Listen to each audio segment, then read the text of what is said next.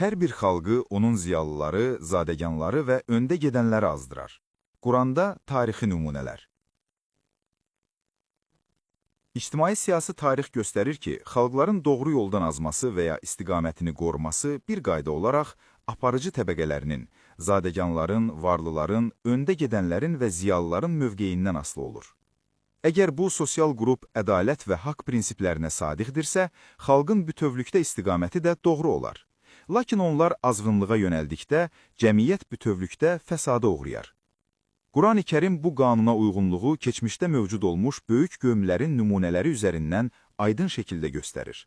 Diqqət çəkən məqam odur ki, peyğəmbərlərin ədalət və haqq çağırışlarını ilk inkar edənlər məhz qövmlərin zadəgan və aparıcı təbəqələri olmuşdur. Nuh qövmü. Əl-Ərəf surəsi 59-60-cı ayələr.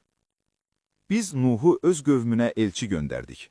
O dedi, ey qövmüm, Allaha ibadət edin. Sizin ondan başqa ilahınız yoxdur. Mən sizə üz verəcək böyük günün əzabından qorxuram. Qövmünün zadəganları isə cavab verdilər. Həqiqətən biz səni açıq-aydın azğınlıq içində görürük. Burada zadəgan təbəqə Peyğəmbərin haqq çağırışını rədd edərək onu ittiham obyektinə çevirmişdir. Ad qövmü. Əl-Ərəf surəsi 65-66-cı ayələr.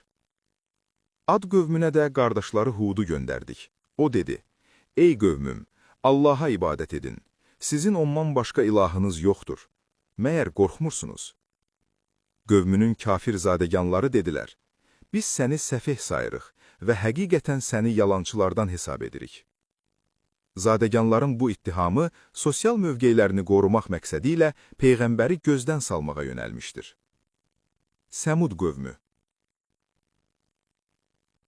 Əl-Ərəf surəsi 73-76-cı ayələr. Səmud qövmünə də qardaşları Salihi göndərdik. O dedi, ey qövmüm, Allaha ibadət edin. Sizin ondan başqa ilahınız yoxdur. Rəbbinizdən sizə açıq dəlil gəldi. Allahın bu dişi dəvəsi sizin üçün möcüzədir. Onu buraxın Allahın torpağında otlasın. Ona pislik etməyin, yoxsa sizi ağrılı əzab yaxalayar. Qövmünün təkəbbürlü zadəganları iman gətirən zəiflərə dedilər, siz Salihin Rəbbi tərəfindən göndərildiyini bilirsinizmi? Onlar, biz onunla göndərilənə inanırıq, dedilər.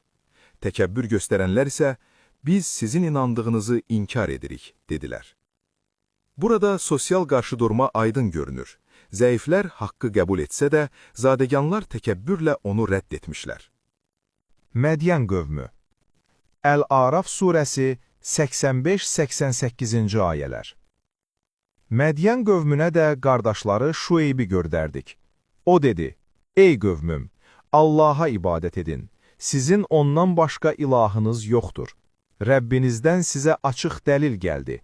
Ölçü və tərəzidə tam riayət edin. İnsanların haqqını əksik verməyin və yeryüzü islah olunduqdan sonra orada fəsad törətməyin. Əgər möminsünüzsə, bu sizin üçün xeyirlidir.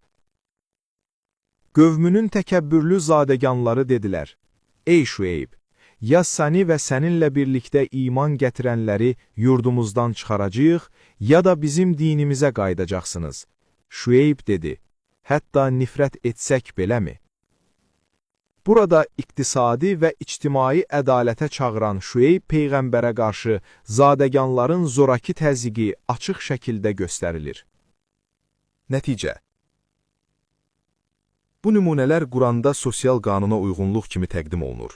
Xalqın mənəvi və siyasi azmasının əsas səbəbi zadəgan təbəqənin haqqı inkar etməsidir. Ədalətli mövqeydə dayananlara dəstək vermək və haqqı deyən ziyalının çağırışına sadiq qalmaq isə cəmiyyətin necat yoludur.